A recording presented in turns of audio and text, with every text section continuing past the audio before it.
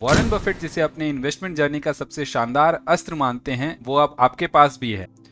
नमस्कार दोस्तों, मैं हूं गौरव और स्वागत करता हूं आपका हमारे चैनल स्टॉक्स स्क्रीमर पे। एक शेयर मार्केट के इन्वेस्टर के रूप में हमें दो कैटेगरी के प्रोफेशनल्स से खुद को दूर रखना चाहिए, बचा के रखना चाहिए हमें खुद को उनसे। पहली कैटेगरी है एनालिस्ट्स यानी कि एस्ट्रोलॉजर्स की। अब आप सोच रहे होंगे कि मैं एनालिस्ट्स को एस्ट्रोलॉजर क्यों बोल रहा हूं, तो उसके पीछे भी एक रीजन है। कई सालों पहले जब ये प्रोफेशन शुरू हुआ था तो उस समय एनालिस्ट्स का काम था शेयर मार्केट से रिलेटेड इंफॉर्मेशन को इकट्ठा करना और उसके बेसिस पे अगले क्वार्टर में शेयर मार्केट या फिर कोई पर्टिकुलर शेयर कैसा परफॉर्म कर सकती है इस बात का अंदाजा लगाना। फिर इस प्रोफेशन का डेवलपमेंट हुआ और ज्यादा लोग इस प्रोफेशन में आने लगे। टेक्नोलॉजी का यूज बढ़ा और फिर चालू हुआ 2 से 3 क्वार्टर्स को प्रोजेक्ट करने का सिलसिला। यहाँ तक तो सब कुछ ठीक था। माइक्रो और मैक्रो इकोनॉमिक्स को समझते हुए, इंडस्ट्रीज के साइक्लिकल ट्रेंड्स को ध्यान में रखते हुए किसी भी इंडस्ट्री या शेयर्स के आगे आने वाले 1 या 2 क्वार्टर के रिजल्ट्स का प्रेडिक्शन हुआ करता था। पर अगर बात हम लोग आज के टाइम की करें तो आज एनालिस्ट्स 5 से 6 सालों तक के फॉरवर्ड अर्निंग्स का हिसाब किताब लगा लेते हैं। इस पल पल बदलते वर्ल्ड में कब क्या सिचुएशन क्रिएट हो जाए किसी को नहीं पता। अब ऐसे में अगर कोई आगे आने वाले 5 से 6 सालों तक का प्रेडिक्शन कर डाले तो मेरे नजर में तो वो एस्ट्रोलॉजर ही हो सकता है। जैसा कि आप सोच पा रहे होंगे, अक्सर इन एस्ट्रोलॉजर्स का प्रेडिक्शन गलत साबित हो जाता है। उसके बाद अगले ही पल इनका अलग प्रेडिक्शन आ जाता है और फिर पीछे किए हुए अपने ही प्रेडिक्शन को ये लोग खारिज कर देते हैं। अब इन्होंने तो बहुत आसानी से अपना प्रेडिक्शन चेंज कर लिया, पर इस प्रेडिक्शन के बेस पे अगर आपने कोई इन्वेस्टमेंट किया होता तो वहां आपको नुकसान हो सकता था। तो मेरी सलाह क्लियर है कि ऐसे प्रेडिक्शन करने वाले एनालिस्ट से दूर रहें, बचें इनसे। तो वहीं जो दूसरी कैटेगरी है प्रोफेशनल्स की जिनसे हमें दूर रहना है, वो है ओपिनियन होल्डर्स की। इन लोगों का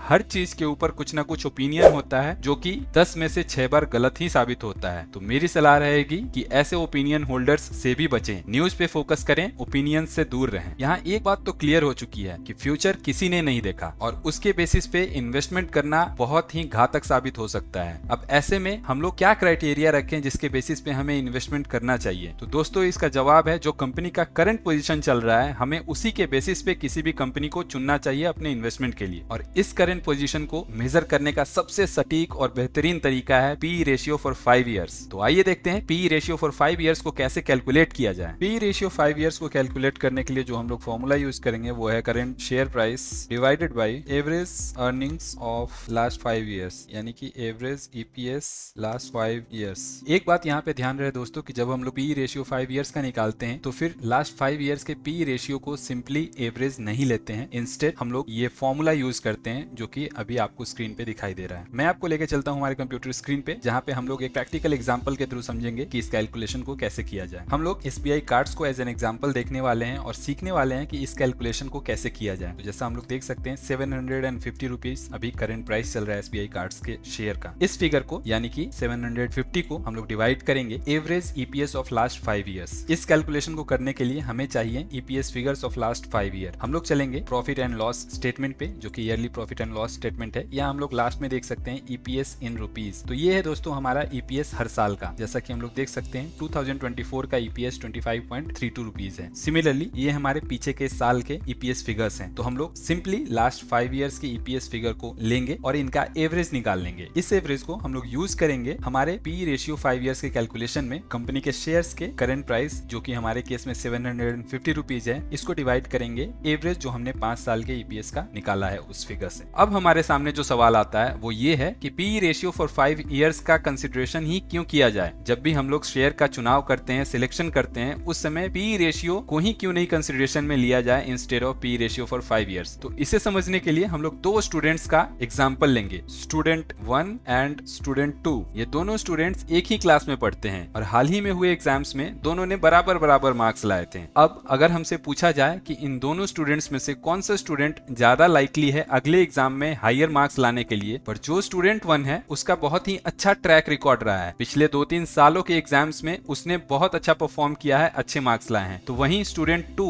एक एवरेज स्टूडेंट है जो हर बार एवरेज मार्क्स ही ला पाया था पिछले 2-3 सालों से। तो बीते 3 सालों के परफॉर्मेंस को ध्यान में रखते हुए हम लोग ये जरूर कंक्लूजन निकाल सकते हैं कि स्टूडेंट 1 ही ज्यादा लाइकली है अगले एग्जाम में अच्छे मार्क्स लाने के लिए। तो कुछ इसी तरीके का फर्क होता है दोस्तों सिंपल पीई रेशियो और पीई रेशियो फॉर 5 इयर्स के कैलकुलेशन और उससे निकाले गए निष्कर्षों में। जो रिजल्ट हमें सिंपल पीई रेशियो को यूज करने से आते हैं उससे कई गुना बेहतर रिजल्ट हमें पीई रेशियो 5 इयर्स को यूज करने से आते हैं। इस बात को पहली बार बोला था खुद बेंजामिन ग्राहम ने, जिन्हें वॉरेन बफेट अपना गुरु मानते हैं। बेंजामिन ग्राहम की लिखी हुई बुक द इंटेलिजेंट इन्वेस्टर को वॉरेन बफेट ने आज तक की सबसे अच्छी इन्वेस्टमेंट बुक का दर्जा दिया है। ये बात वॉरेन बफेट ने अपने कई इंटरव्यूज में एक्सेप्ट किया है, एडमिट किया है कि उनको जो इन्वेस्टमेंट के वर्ल्ड में सक्सेस मिला वो बेंजामिन ग्राहम की बुक द इंटेलिजेंट इन्वेस्टर को पढ़ने के बाद ही मिलना चालू हुआ। अगर आपके मन में अभी भी कोई शंका रह गई हो तो हम लोग कंपनी के एग्जांपल से ही समझेंगे कि कैसे पीई रेशियो 5 इयर्स को यूज करने से हमारे रिजल्ट्स कई गुना बेहतर हो सकते हैं। अब जैसा कि हम सब जानते हैं, चाहे इकोनॉमी हो या फिर कोई पर्टिकुलर कंपनी, सबके साइकिल्स आते हैं। कुछ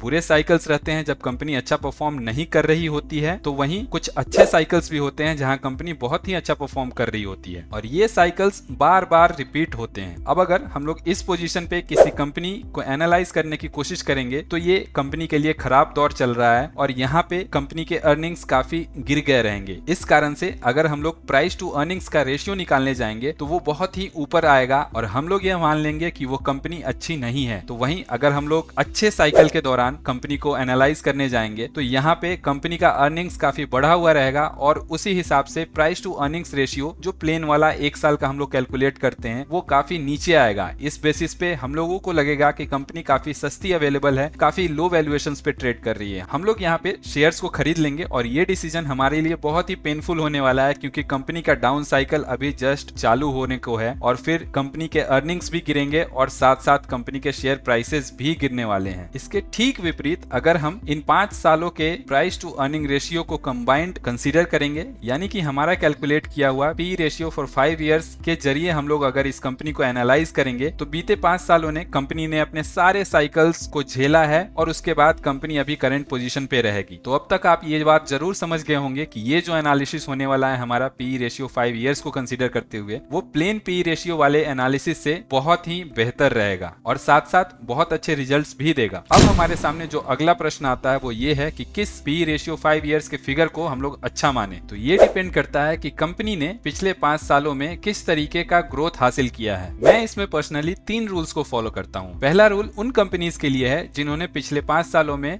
10% CAGR या उससे ज्यादा का EPS में ग्रोथ हासिल किया है, यानी कि अर्निंग्स पर शेयर उन कंपनीज के पिछले 5 सालों में 10% या उससे ज्यादा के CAGR रेट पे बढ़े हैं। इस तरीके की कोई कंपनी अगर मुझे 25 या उससे नीचे के पी रेशियो 5 इयर्स के फिगर पे अवेलेबल मिले तो अंडर वैल्यूड लगती है। जो मेरी सेकंड क्राइटेरिया है वो उन कंपनीज के लिए है जिन्होंने पिछले 5 सालों में 3% से लेकर 10% के बीच का CAGR EPS ग्रोथ हासिल किया है। वैसी कंपनीज अगर मुझे 18 या उससे नीचे के पी रेशियो 5 इयर्स के फिगर्स पे अवेलेबल मिलती हैं तो वह मेरे लिए अंडर वैल्यूड होती हैं। जो हमारी तीसरी और फाइनल कैटेगरी है उसमें आती हैं कंपनीज जिन्होंने पिछले 5 सालों में 3% या उससे नीचे के CAGR EPS ग्रोथ हासिल किए हैं। मैं वैसी कंपनीज में निवेश नहीं करता हूं, मैं इन्वेस्टमेंट के लिए उन कंपनीज को फिट नहीं मानता हूं। तो ये थी दोस्तों complete knowledge P ratio 5 years के बारे में। मैं श्योर हूं कि आपने यह महत्वपूर्ण विद्या सीख ली होगी। वॉरेन बफेट जिसे अपने इन्वेस्टमेंट जर्नी का सबसे शानदार अस्त्र मानते हैं वो अब आपके पास भी है। तो बस फिर देर किस बात की है, आप भी उठाइए अपने फेवरेट शेयर्स और देखिए कि वो अभी किस वैल्यूएशंस पे ट्रेड कर रहे हैं पी रेशियो 5 इयर्स के कॉन्टेक्स्ट में। आशा करता हूं आपको बहुत सारी चीजें सीखने को मिली होंगी इस वीडियो से। आपके सजेशंस कमेंट बॉक्स के माध्यम से हम तक जरूर पहुंचाएं और अगर आपको ये वीडियो अच्छी लगी हो तो इसे अपने दोस्तों के साथ भी शेयर करें। आज के लिए बस इतना ही। जय हिंद।